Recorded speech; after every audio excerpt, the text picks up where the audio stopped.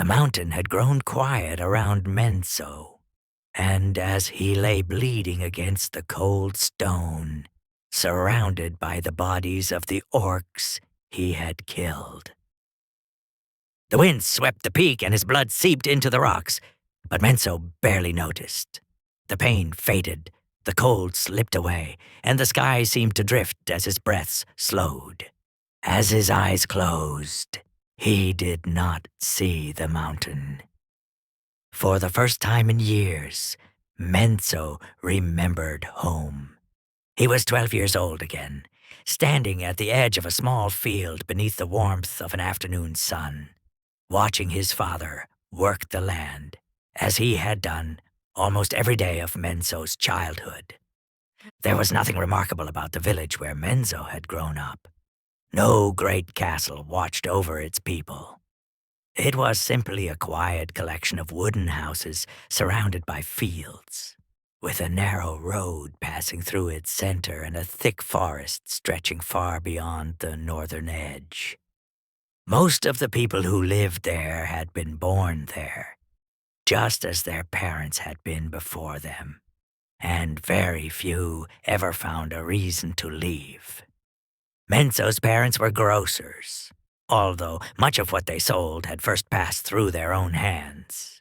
His father spent long days working the land, growing vegetables and herbs, while his mother prepared what they could sell and traded with the farmers and merchants who occasionally traveled through the village. It was a simple life and certainly not an easy one, but Menzo had never known anything else. He remembered his parents leaving the house before the sun had fully risen, only to return late in the day with dirt covering their hands and boots, working tirelessly to sort vegetables, prepare food, and carefully count the few coins they had earned.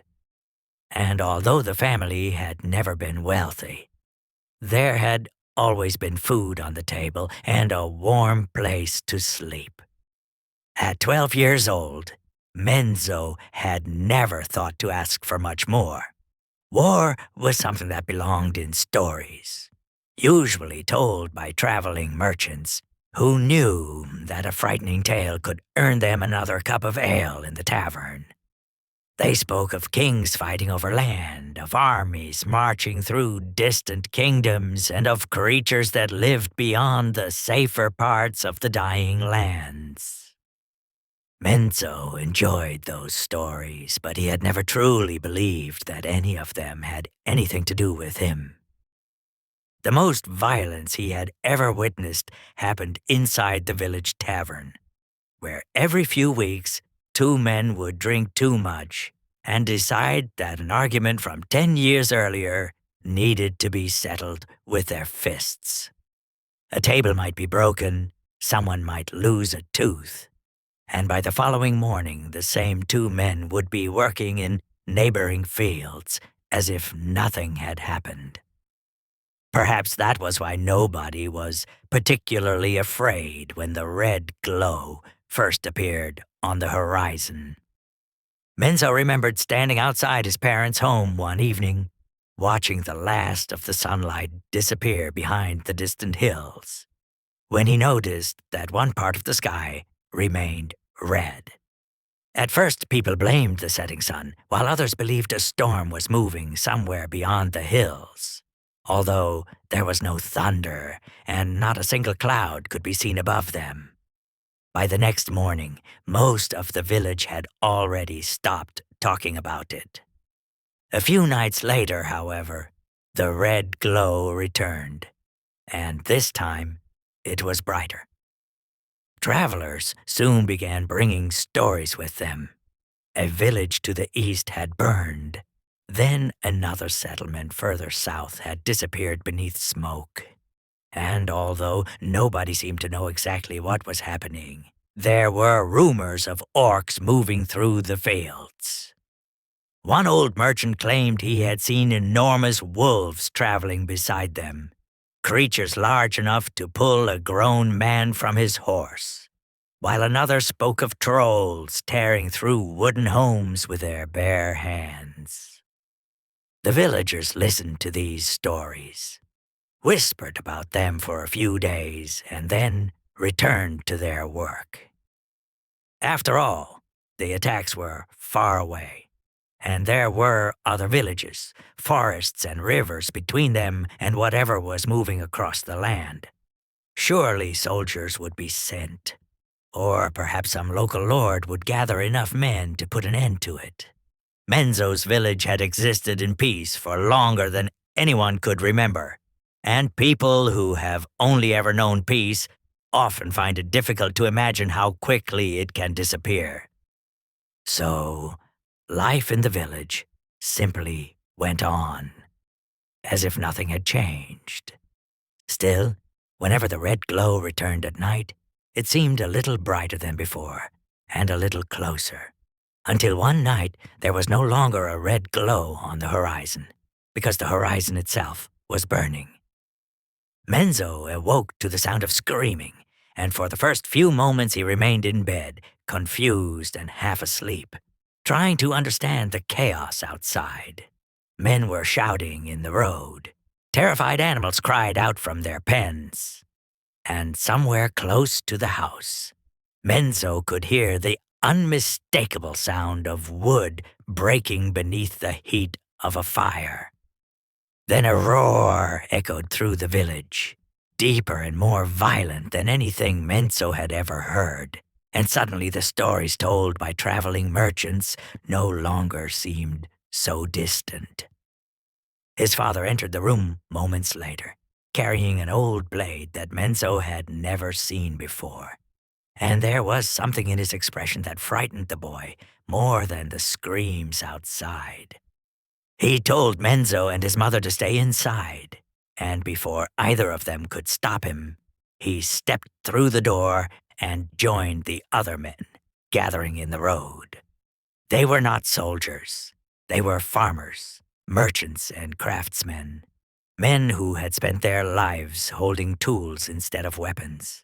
But there was nobody else to protect the village, and so they stood together as the first orcs came through the smoke. Menzo watched from the window while his mother begged him to move away. The creatures walked between burning houses, killing anyone who tried to stand against them, while enormous wolves raced through the streets beside them. Behind the orcs came trolls, so large that they tore through the walls of wooden homes as though the timber had already rotted away. Menzo had never seen such creatures before, and yet he barely looked at them as he searched for his father. When he finally found him among the men in the road, Menzo felt a brief moment of relief. His father was still standing, still fighting, and for a 12-year-old boy who had never seen a real battle, that was enough to believe everything might somehow be all right. Then Menzo saw the orc with the spear. It was larger than most of the others, with long spikes rising from its shoulders and strange markings covering its skin. Even through the smoke, Menzo could see the tattoos glowing with a faint, unnatural light. And while the other orcs roared and rushed through the village, this one moved with terrifying calm. Menzo watched as it moved steadily through the chaos of the fighting, its spear held firmly in both hands. His father never saw it coming. There was no heroic final battle and no desperate exchange of blows, because the orc did not give him the chance. The spear passed straight through his father's body, lifting him from his feet for a brief moment before the creature pulled the weapon free and allowed him to fall into the dirt. Menzo stared through the window, waiting for his father to stand again. But when he did not move, Menzo screamed and ran towards the door. His mother caught him before he could reach it, wrapping her arms around him and pulling him back as he struggled to break free. Menzo shouted, begged her to let him go, and tried to force his way outside, still believing that if he could reach his father in time, he might save him. His mother knew better. She dragged Menzo away from the door and deeper into the house, while outside the village slowly disappeared beneath the flames and the voices crying for help became fewer. For a moment his mother simply looked around the room, desperately searching for somewhere safe, until her eyes settled on a narrow storage space beneath a wooden counter at the back of the house. She pulled Menzo towards it and forced open the small panel. Menzo hesitated when he realized what she intended to do, not because he refused, but because the thought of leaving her alone twisted something deep inside him. His mother gave him no choice. She pushed him into the narrow space, then placed one hand against his face and looked directly into his eyes. "Don't make a sound." Before Menzo could answer, she closed the wooden panel. He was surrounded by darkness, although through a thin crack in the wood he could still see part of the room. Menzo pressed himself against the panel, trying to see his mother, while both hands covered his mouth in an attempt to silence his breathing.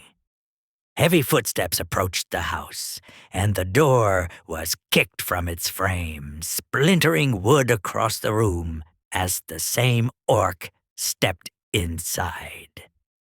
Its glowing tattoos burned brighter up close, but Menzo's eyes fixed on the spear in its hands, his father's blood still staining the blade, as his mother slowly backed away under the creature's silent gaze.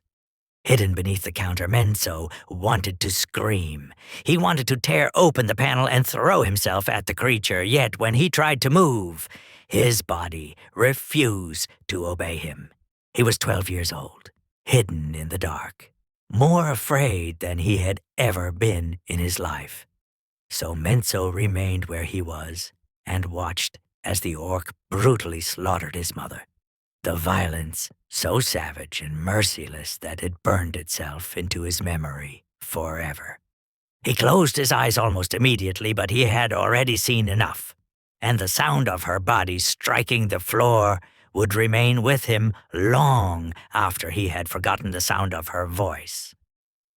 The orc stayed inside the house for several moments before finally turning away, and Menzo listened as its footsteps slowly disappeared back into the chaos outside. Even then, he did not move. He waited in the darkness, watching his mother through the crack, several times, almost opening the panel to reach her.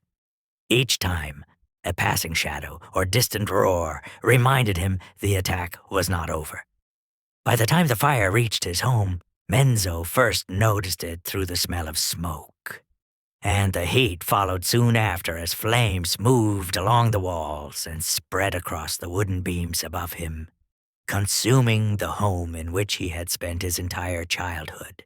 But Menzo remained hidden because he could still hear creatures outside. If he left, they might see him, but if he stayed, the fire would eventually reach him. Menzo waited until the smoke became so thick that every breath burned his throat, then pushed against the wooden panel. But it did not move. He pushed again, this time using both hands. But something heavy had fallen against the other side and blocked his only way out. Panic finally took hold of him. Menzo struck the panel with his shoulder, again and again, until the wood began to crack. He forced one arm through the opening and pulled desperately, ignoring the heat against his skin until the damaged panel finally broke away. The room beyond was almost completely hidden by smoke. Menzo dragged himself from the storage space and stayed close to the floor, trying to find enough air to breathe as he crawled towards what remained of the doorway. He could barely see, and the heat had become so intense that every part of his body begged him to stop. Then part of the burning ceiling collapsed. Menzo heard the wood break above him and turned his head, but he was not fast enough. Flame and burning timber struck the left side of his face. The pain was immediate. Menzo screamed and fell against the floor, pressing both hands against his skin as the fire burned through the side of his face. For a moment, the pain was so overwhelming that he forgot the house, the orcs, and even his parents. There was only the fire. When Menzo finally lowered his hands, he no longer had the strength to crawl. His father was dead. His mother was dead. And the only home he had ever known was burning around him. For the first time that night, Menzo stopped trying to survive. He closed his eyes. Then he felt a drop of water strike his hand. A second landed beside his face, followed by another. And somewhere above the burning village, thunder rolled across the sky. The rain began gently, but within moments, it was pouring through the broken roof. Water struck the burning timber and filled the house with steam, while the flames that had consumed the village for hours slowly began to weaken. The fire fought against the storm, hissing and burning wherever it could still find dry wood. But the rain continued until there was almost nothing left for the flames to consume. Menzo did not move. He remained on the floor, surrounded by smoke and water. And even when the last of the fire around him disappeared, he was too afraid to leave. He did not know if the orcs were gone or if the wolves were still waiting in the streets, and so Menzo stayed among the ruins until morning came. Hours later, he heard the sound of a horse. Menzo slowly opened his eyes and watched through the remains of the house as a lone rider entered the village. The man moved carefully between the burned homes, taking in the destruction around him before finally climbing down from his horse. Menzo watched him walk towards the bodies in the road. The stranger found his father first. He stopped beside the body and remained there for several moments, his expression hidden from Menzo's view, before continuing towards the ruined house. When the man stepped through the broken doorway and saw Menzo's mother, he stopped again, then knelt beside her as Menzo watched the stranger reach towards her neck and remove the necklace she had worn for as long as he could remember. Something inside him broke. No! His voice was weak and damaged by the smoke, but the stranger heard him. Menzo forced himself to stand, although his legs could barely carry his weight, and the left side of his face still burned with every movement.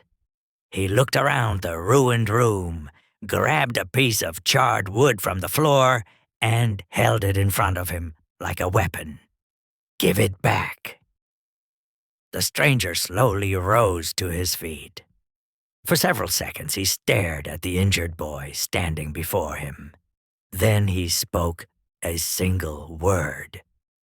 "Menzo." Menzo froze. He had never seen this man before. The stranger looked at the burns covering the side of Menzo's face, then towards the body of his mother, and finally back towards the road where his father lay. Slowly, the man held out the necklace. "I knew your mother," he said, "and I knew your father." Menzo tightened his grip on the burned wood, unwilling to believe him. The stranger set the necklace on the floor between them and stepped back. My name is Aldrin. The name meant nothing to Menzo, but there was something in the man's voice that made him listen. Aldrin looked through the broken doorway at what remained of the village, then turned back towards the boy. You can't stay here. Menzo did not answer, looking at his mother's body and then towards the road where his father still lay in the dirt. For 12 years, this village had been Menzo's entire world. He knew every road, every house, and every field, and until the night before, he had never truly imagined living anywhere else. Now there was nothing left except despair and destruction. Menzo let the charred piece of wood fall from his hand and slowly picked up his mother's necklace, gripping it tightly in his fingers before following Aldrin outside without saying another word. The man helped him onto the horse, climbed into the saddle, and led them away from the village, following the northern road until the burned fields disappeared behind the trees. Menzo never looked back.